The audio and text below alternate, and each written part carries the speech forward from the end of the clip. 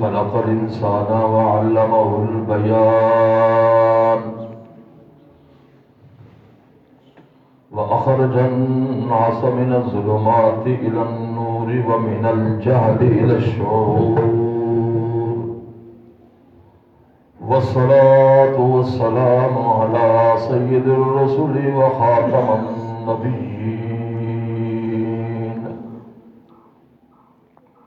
وعلى آله وأصحابه وبارك وسلم. أما بعد، أعوذ بالله من الشيطان الرجيم. بسم الله الرحمن الرحيم.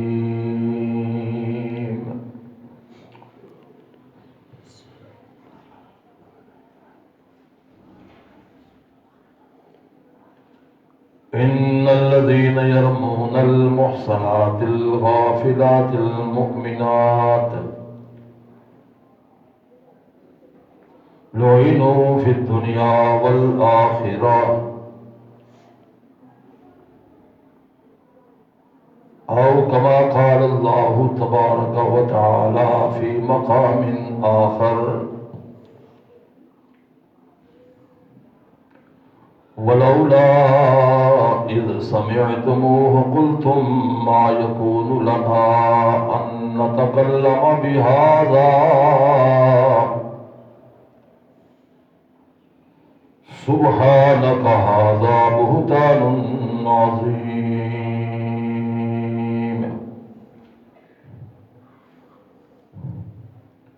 إن الله وملائكته يصلون على النبي يا أيها الذين آمنوا صلوا عليه وسلموا تسليما. اللهم صل على سيدنا محمد النبي الأمي وبارك وسلم. اللهم صل على محمد ألف مرة بعدد كل ذرة. اللهم صل على محمد وأنزله المقعد المقرب عندك يوم القيامة. سبحان ربك رب العزة عما يصفون وسلام على المرسلين والحمد لله رب العالمين.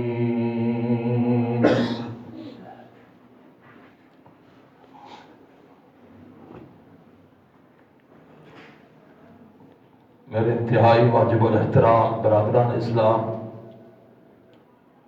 آپ حضرات کی خدمت میں نے سورۃ نور 18ویں پارے سے 2 آیات تلاوت کی ہیں۔ آج میں اور آپ شوال المکرم کا پہلا جمعۃ المبارک ادا کر رہے ہیں۔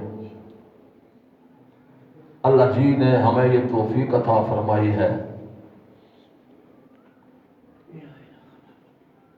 اکثر میں دعا میں یہی اللہ جی کی بارگاہ میں عرض کرتا رہتا ہوں کہ یا اللہ اعمال کی توفیق عطا فرمانا۔ اس کی توفیق نہ ہو تو میں اور آپ بالکل مسجد کے اگر قریب بھی رہتے ہیں تو مسجد میں آنا نصیب نہیں ہوتا۔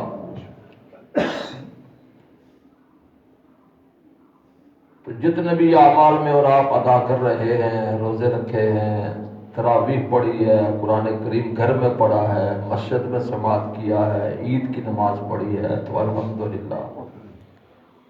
کتنے لوگ ان اعمال کے بغیر کلمہ پڑھنے والے دنیا سے جا رہے ہیں۔ تو یہ اللہ کا بڑا کرم ہے، بڑا احسان ہے، سب کہیں الحمدللہ۔ کم از کم روزانہ میں اور آپ اپنے نبی کو، اپنے اللہ جی کو، اللہ جی تو پہلے ہیں، اللہ جی کو سبحانک اللہم و بحمدک و تبارک اسمک و تعالی جدک و لا الہ غیرک کی شکل میں یاد کر رہے ہیں، اور اپنے نبی صلی اللہ علیہ وآلہ وسلم کو درود شریف کی شکل میں یاد کر رہے ہیں الحمدللہ۔ پھر اپنے ماں باپ کو ربنا اغفر لی ولوالدی وللمؤمنین یوم، الحمدللہ یہ توفیق ہوتی ہے۔ یہ توفیق نہ ہو تو کچھ نہیں ہے۔ اہم موضوع، اہم عنوان، اہم بات جو آیتیں میں نے پڑھی ہے ان کا پڑھنا اس دور میں پرفتن دور ہے، آپ کو پتہ ہے، تو بہت ضروری ہے تاکہ حق اور باطل نکھرتا رہے اور قیامت تک نکھرتا رہے گا۔ یہ مہینہ شوال المکرم جو ہے، آج میں شوال کے لفظ کی تحقیق کر رہا تھا اور لکھنے والوں نے لکھا حضرت کہ شالت ذنوب المؤمنین، یہ لفظ میں نے پڑھے، یاد بھی کیا جی، یاد کی ہے کیونکہ اب دماغ ذرا کمزور ہے، جدید عبارات یاد نہیں ہوتی۔ شالت ذنوب المؤمنین، اس کا معنی یہ ہے کہ یہ مہینہ جو ہے نا، یہ مومن مسلمان کے گناہوں کو بہا کر لے جاتا ہے۔ کیا جی؟ دیکھیں، شالت کا لفظ آیا، پھر میں نے اس میں تحقیق کی کہ اس کا کیا معنی ہے، تو یہی لکھا لکھنے والوں نے، علم لغت والوں نے، کہ شالت کا معنی ہوتا ہے بہا کر لے جانا، یعنی آج کا جمعۃ المبارک، یعنی ہر جمعۃ المبارک یا ہر مہینہ اپنا اپنا کمال رکھتا ہے، اور یہ سارا کچھ ہمارے لیے ہی اللہ جی نے یہ بندوبست کر رکھا ہے۔ تو اللہ تعالیٰ ہماری توبہ قبول فرمائے، اللہ جی ہماری استغفار قبول فرمائے۔ تو یہ مہینہ شوال کا معنی یہی ہے جو میں نے آپ کو بتایا ہے کہ مومنوں کے، کلمہ پڑھنے والوں کے گناہ کو بہا کر لے جاتا ہے۔ تیرے اور تکے اور دریا کی موج میں بہہ جاتے ہیں نا، سمندر کی موجوں میں، اس طرح سے یہ گناہوں کو بہا کر لے جاتا ہے۔ الحمدللہ، تو اس کا آج میں اور آپ پہلا جمعۃ المبارک پڑھ رہے ہیں۔ یہ شوال وہ مہینہ ہے، ام المومنین عفیفہ کائنات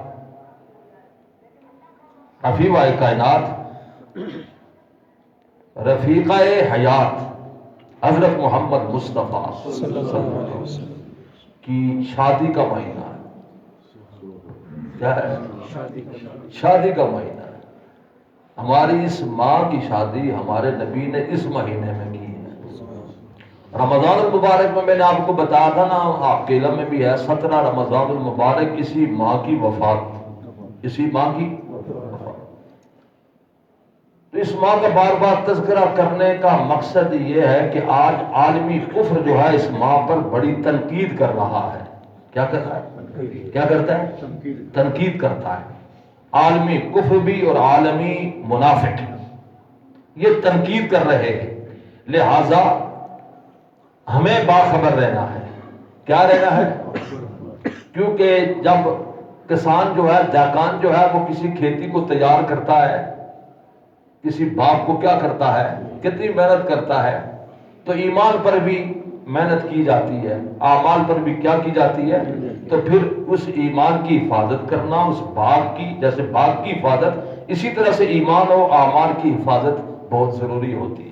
اس چیز کو ملحوظ خاطر رکھ کر یہ واقعات، یہ باتیں میں آپ حضرات کے سامنے اکثر موضوع گفتگو بناتا ہوں، عنوانات بناتا ہوں، تاکہ آپ پیارے مومن، پیارے مسلم، تاکہ یہ کھیتی سدا بہار رہے، یہ گلستان، یہ بوستان، یہ چمنستان آباد رہے۔ تو اس کی رکھوالی کرنی پڑتی ہے، عالم کی، علماء کی یہ ذمہ داری ہوتی ہے۔ کیا ہوتی ہے؟ علماء کی یہ ذمہ داری ہوتی ہے۔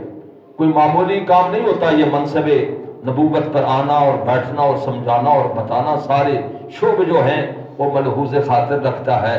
عالم جو ہوتا ہے، عالم ہو تو، اگر آلو ہو تو وہ بس اللہ ہی وارث ہے۔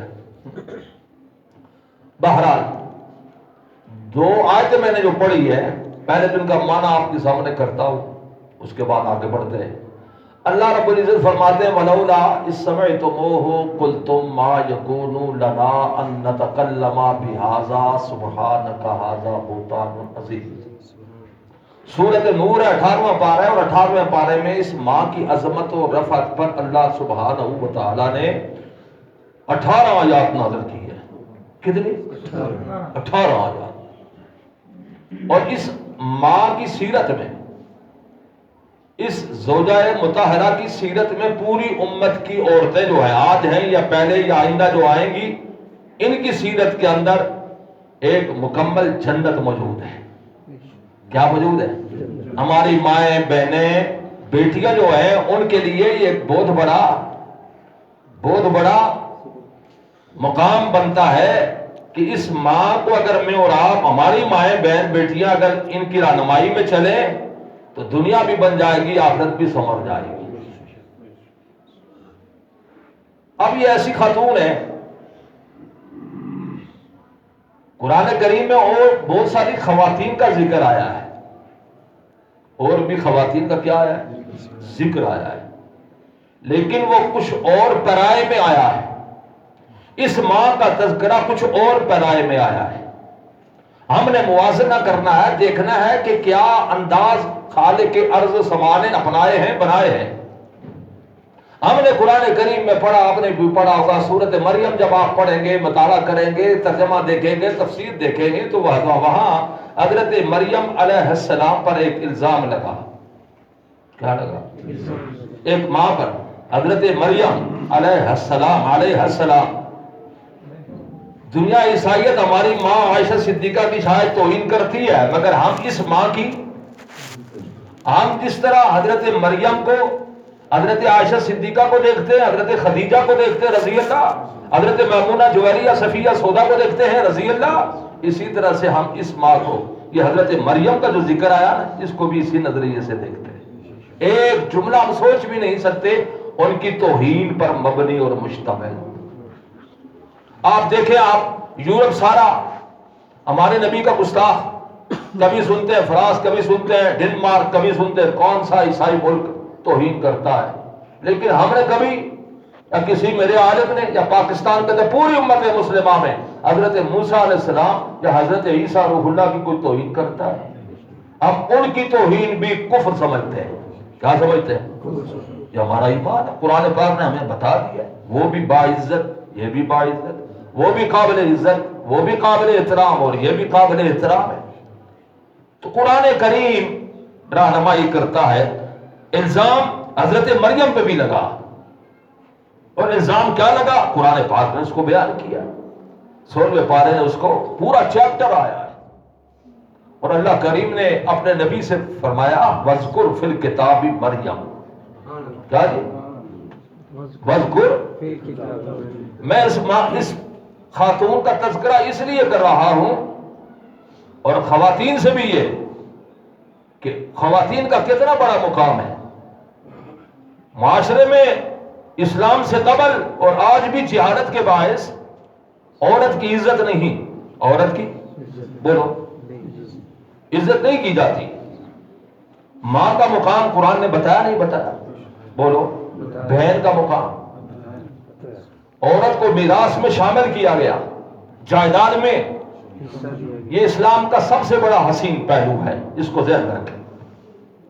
کسی مذہب نے اتنے حقوق نہیں دیے جتنے اسلام نے عورت کو کیا دیے؟ حقوق دیے. سورۃ النساء 4 پارے میں نساء کرتے عورتوں کو، یعنی عورتوں کے نام پر پروردگار عالم نے سورت کا نزول فرمایا. نساء کا لفظ آ گیا. اس سے میں اور آپ جانے، میری مائیں بہن بیٹی جانے کہ عورت کا بہت بڑا مقام ہے عند اللہ. عورت ہی نے جنم دیا ابراہیم خلیل اللہ کو، عورت ہی نے جنم دیا موسیٰ کلیم اللہ کو، عورت ہی نے جنم دیا عیسیٰ روح اللہ کو. باپ نہیں عیسیٰ روح اللہ کا، مگر ماں ہے. مگر کیا ہے؟ ماں ہے. تو عورت ہی نے جنم دیا. پیارے نبی کی ایک اہلیہ حضرت ماریہ، کیا نام ہے؟ حضرت ماریہ کے پیٹ سے اللہ کریم نے پیارے نبی کو حضرت ابراہیم عطا کیے. کون عطا کیے؟ حضرت ابراہیم، جو میرے اور آپ کے نبی کے کیا ہیں؟ بیٹے. آگے یہ اس کی شان ہے، اس کی قدرت ہے، اللہ رب العالمین کی شان ہے، جس طرح وہ چاہتے ہیں کرتے ہیں. اب نبی علیہ الصلوۃ والسلام کے بیٹوں کو اللہ نے پیارے نبی کی زندگی ہی میں اپنے ہاں بلا لیا. اس میں بھی راز ہے، اس میں بھی کیا ہے؟ کیا ہے؟ راز ہے اللہ کا. بہرحال علماء نے وہ بھی گفتگو کی ہے. تو عرض یہ کر رہا ہوں کہ الزام حضرت مریم پہ بھی لگا، ٹھیک ہے، اور قرآن میں لکھا ہوا ہے. تو میں جو عنوان آپ کے سامنے رکھنا چاہتا ہوں وہ یہ ہے کہ اس ماہ شوال کے اندر میرے اور آپ کے نبی نے نکاح فرمایا ہے. کس سے؟ اس ماہ سے. ٹھیک ہے. جس ماں کا نام کیا ہے؟ سارے بولو. حضرت عائشہ. زور سے کہو.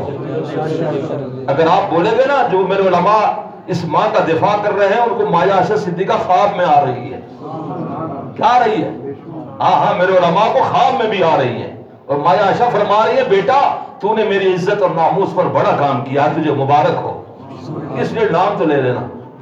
ٹھیک ہے نا. ام المومنین کا نام سیدہ عائشہ صدیقہ عفیفہ کائنات ہے، سیدہ کائنات ہے. میرے جذبات نہیں ہیں یہ لفظ، یہ الفاظ اہل سنت کے ہاں 1400 سال سے اس ماں کے ساتھ بولے جا رہے ہیں. یہ وہ ماں ہے کہ اس مہینے میں شوال کے مہینے میں کیا ہوا؟ نکاح ہوا.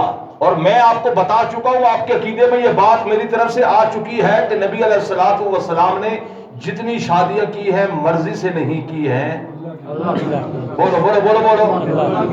ہاں. اور میں یہ بھی آپ کو بتا چکا ہوں، یہ میرا عقیدہ ہے کہ میرے اور آپ کے نبی کی چاروں بیٹیوں کے نکاح اللہ کریم نے میرے نبی سے فرمایا کہ وہاں نکاح کر کے بیٹیوں کو دو. اس پر بھی ایمان ہے. جس کا ایمان نہیں وہ بے ایمان ہے. کیا ہے؟ بولو بولو. وہ کیا ہے؟ وہ قرآن کا منکر ہے. ایک آیت کا نہیں متعدد آیات کا منکر مجھے نظر آتا ہے. ہم نے قرآن کو پڑھا ہے، ایک ایک آیت کی، ایک ایک جملے کی، ایک ایک لفظ کی اللہ کی قسم اب تک ریسرچ کر رہا ہوں، تحقیق کر رہا ہوں. اور ممکن ہے کہ آدھا گھنٹہ ایک گھنٹہ کسی ایک جملے پہ میرا گزر جائے تحقیق میں. تو وہ تحقیق ہر جمعے آپ کے سامنے میں رکھتا ہوں. کیا جی؟ آئیں بائیں شائیں بائیں مجھے نہیں آتی. ٹھیک ہے نا. علمی استدلال سے گفتگو کرتا ہوں. اور علمی استدلال کے لیے سب سے بڑی حجت میرے لیے اللہ کی کتاب، کتاب اللہ و کلام اللہ ہے. یہ ماں، اس ماں کی شادی اس مہینے میں ہوئی ہے، شوال کے مہینے. شوال ہے مکرم. اور شوال کا معنی میں نے آپ کو بتا دیا ہے، یاد رہے گا آپ کو. آئندہ سال کی زندگی رہی تو میں پوچھوں گا شوال کا معنی کیا ہے انشاءاللہ. شوال کا معنی میں نے بتا دیا ہے. آپ آ رہے ہیں حضرات، آپ نے معنی نہیں سنا ہے. گزشتہ جمعہ دیکھے نا، میں جب آیا تو مسجد اوپر سے بھر گئی تھی، لیکن پھر لگتا کہ امت ہتھیار چھوڑ گئی ہے. اللہ توفیق عطا فرمائے. پچھلے جمعے کی طرح اگر ہوتے تو پھر اور مزہ آتا. تو بھائی اللہ تعالیٰ ہماری مساجد کو آباد فرمائے. میں نے یہ رمضان المبارک میں متعدد پروگراموں میں بھی کہا کہ اللہ میں رمضانی نمازی نہ بنائے، پوری زندگی کا نمازی بنائے. میں تو یہ دعا کر کے بہت دعائیں کرتا ہوں، پوری زندگی کا اللہ ہمیں کیا بنا دے، پوری زندگی اللہ ہمیں مسجد میں آنے والا بنا دے، مسجد میں آنے والا بنائے. کہیں شیطان کا شکار نہ ہو جانا، بے نمازی نہ بننا، پھر وہ تیر چلائے گا. کیونکہ رمضان میں بڑا شیاطین جو ہے وہ پابند سلاسل تھے، اب ان کو کیا ہو گئی ہے، رہائی مل گئی ہے ان کو. 1 مہینے تک تو وہ پابند سلاسل تھے، بڑے بڑے شیاطین. اور آپ کو پتہ نہیں کہ نظام عالم میں بڑے بڑے گبرو شیاطین ہیں. ایک تو ابلیس ہے نا، مسٹر ابلیس. اس کی چھوٹی جو ضروریت ہے جو قرآن میں لکھا ہوا ہے وہ میرے اور آپ کے اعمال پر شبہو نہ مارے. لیکن اگر کہیں غلطی ہو جائے، نماز رہ جائے، آگے پیچھے ہو جائے، یا کوئی عمل چھوٹ جائے، تو پھر فور شیطان کی کمر پر آپ نے لوہے کا گرز مارنا ہے. اور شیطان کی کمر پر لوہے کا گرز کب لگتا ہے؟ جب میں اور آپ 2 نفل توبہ کے پڑھتے ہیں. کیا کرتے ہیں؟ ہاں بھائی عابد صاحب، اگر صبح اٹھنا لیٹ ہو جائے، بعض اوقات آدمی نیند میں صبح گزر جاتی ہے، اللہ سادہ کرے، اللہ توفیق عطا فرمائے. تو جو ہی اٹھے تو نماز بعد میں ادا کریں، قضا ہوگی، لیکن 2 نفل توبہ کے پہلے آپ پڑھیں گے. 2 رکعت نفل توبہ، 2 رکعت توبہ کے. جب آپ توبہ کے پڑھیں گے تو پھر یہ روزانہ کوشش کرے گا کہ آپ کو وقت پہ اٹھائے. 2 نفل آپ سے چھینے گا ابلیس. کیا میں نے کہا؟ 2 نفل آپ کو نہیں پڑھنے دے گا، اس میں آپ کی توبہ ہے. کیا ہے؟ بولو بولو، کیا ہے؟ تو بس یہ بھی ایک راز کی بات میں نے آپ نے لیے رکھی تھی، لیکن میں نے آپ کو بتا دی ہے، ٹھیک ہے نا؟ کہیں ایسا ہو جائے، غلطی ہو جائے، گناہ ہوتا ہے، کمزوریاں تو ہوتی ہے، لیکن ایسا ہو جائے تو کیا کرنی ہے؟ کیا کرنی ہے؟ توبہ کرنی ہے۔ کیا کرنا ہے؟ توبہ کے دو نفل پڑھنے۔ تو میں عرض یہ کر رہا تھا، اس میری ماں کا کیا ہوا؟ گو یہ چیپٹر میں آج مکمل نہیں کر سکوں گا، ٹھیک ہے نا؟ کیونکہ میں نے حضرت مریم کا کچھ واقعہ قرآن سے لینا ہے، اور آپ کو یہ بتانا ہے کہ اس مریم پر جب الزام لگا کہ بغیر باپ کے، بغیر شادی کیے ہوئے تو یہ بیٹا کہاں سے لائی ہے، اور لگایا کس نے؟ یہودیوں نے۔ کس نے؟ بولو۔ اور جب میرے اور آپ کے نبی ام المومنین سیدہ عائشہ صدیقہ پر الزام لگا تو یہ بھی یہودیوں کی سازش تھی۔ کس کی؟ بولو۔ عبداللہ ابن سبا یہودی، جو اسے کلمہ تو پڑھ لیا تھا، لیکن آج بھی اس کی مانوی جو اولاد ہے وہ مشکوک جملے، مشکوک گفتگو جو کفر پر مبنی ہے وہ شائع کر رہی ہے۔ لیکن الحمدللہ عائشہ کے بیٹے زندہ ہے۔ کیا ہے؟ رضی اللہ۔ کیا ہے؟ زندہ ہے الحمدللہ۔ ہم اس ماں کا، جس سے میں اور آپ پیدا ہوئے، اس کا دفاع کم کریں گے، اس ماں کا دفاع زیادہ کریں گے انشاءاللہ۔ سب کو انشاءاللہ۔ یہ ماں ہے نا، قرآن سنیں آپ، یہ میرے جذبات نہیں ہیں، یہ ہر مسلم کے جس نے کلمہ پڑھا اس کے جذبات ہونے چاہیے۔ سورۃ نور میرے لیے نہیں ہے، تیرے لیے بھی ہے۔ میری تلاوت میں ہے تو تیری تلاوت میں بھی ہے، اس کا معنی میرے لیے نہیں، تیرے لیے بھی ہے۔ اب پروردگار عالم نے فرمایا ولولا اذ سمعتموہ قلتم ما یکون لنا۔